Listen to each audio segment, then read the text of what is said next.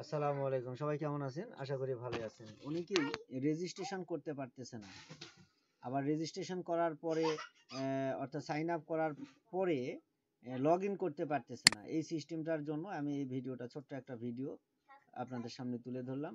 আশা করি আপনাদের উপকার হবে এবং সময় নষ্ট কম হবে। সর্বপ্রথম এখানে সাইন ইন দেখতেছেন এবং দ্বিতীয় নম্বর অপশনে সাইন আপ। আপনারা সাইন আপে আসবেন। সাইন আপে এসে আপনি লিখবেন হচ্ছে আপনার নামটা লিখবেন, ঠিক আছে? আমি নাম দিলাম এমডি সেলিম রেজা। 2 আছে, আমার 1 আছে, আমি সরি সেলিম রেজা নামে আছে, এখন 1 দিলাম। আর এনআইডি কার্ডের নাম্বারটা আপনাদের এনআইডি কার্ডে যেটা আছে ঠিক হুবহু ওটাই দিয়ে দিবেন, কারণ এটা যদি আপনাদের মিস্টেক হয় তাহলে পরবর্তীতে কিন্তু পেমেন্টের ঝামেলা হতে পারে। আবার এমন হতে পারে অ্যাকাউন্টটা অ্যাপ্রুভ হতেও ঝামেলা করে, ঠিক আছে? তারপর হচ্ছে এখানে 13 ডিজিটের, এই যে আমি কোডটা দিয়ে দিলাম। তারপর ইমেল, এই ইমেলটা যেই ইমেল দিয়ে আপনি রেজিস্ট্রেশন করবেন সেই ইমেলটা এখানে আপনার দরকার।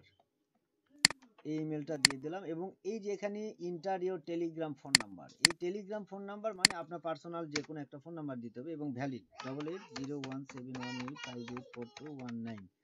আচ্ছা, এটা দিয়ে আমি রেজিস্ট্রেশন করছি, এখন অন্যটা দিতে হবে 699362। ওকে, তারপর হচ্ছে ইন্টার অ্যাড্রেস। এই অ্যাড্রেসে এখানে কিছুই দিতে হবে না, আপনি এখানে হচ্ছে ওই যে আপনার সিটি যেটা আছে বগুড়া। তারপর রিফার ইমেল, এই রিফার ইমেলটা যেটা আছে এটা রিফারেন্স ইমেল। এই রিফার ইমেলটা আমরা এখানে দিয়ে দিলাম। আর এখানে এগ্রি নামে যে অপশনটা এটা দিতে হবে এবং তার আগে দেখেন এখানে লেখা আছে সিলেক্ট কান্ট্রি। সিলেক্ট কান্ট্রি অবশ্যই আপনাকে বাংলাদেশ দিতে হবে, বাংলাদেশ। আর রেজিস্ট্রেশনে দিয়ে দিলাম। আচ্ছা, কিছু এরর দেখাচ্ছে, হয়তোবা সার্ভারের প্রবলেম, এটা মনে হয়। আমি ডবল এ দিয়ে দিলাম, না তাও তো এখানে ঝামেলা দেখা দিচ্ছে। দেখি এখানে কি সমস্যা। ইন্টার অ্যাড্রেস বগুড়া, সরি আসলে আমার ইন্টারনেটের জন্য এরকম হয়েছে, ইন্টারনেট চলে গেছিল। আচ্ছা, তারপর আমি এখানে রেজিস্ট্রেশনে ক্লিক দিব, একটু ওয়েট করতে হবে। এই যে হ্যাঁ বলতেছে এখানে, ভালো করে খেয়াল করেন এখানে কি বলতেছে। এখানে বলে thank you your joining with us, we have sent your authentication কি, মানে চেক ইউর ইনবক্স আর স্পাম ফোল্ডার। এই যে এইটা হচ্ছে ইমেল। তো এটা যখন আসবে তখন আপনি ইমেলে চলে যাবেন। এখানে নেই, না আছে, ওয়েলকাম রাজ আইটি। এই যে দেখেন একটা অথেন্টিকেশন কি দিছে, এই কিটা এখানে দিয়ে সাইন ইন করতে হবে। তো সাইন ইন করার আগে আপনারা যে ইমেল দিয়ে রেজিস্ট্রেশন করেছেন ওইটা আপনাদের ইমেলটা আমার ইনবক্সে দিয়ে দিবেন, তারপর আমি এটা অ্যাক্টিভ করব, ঠিক আছে?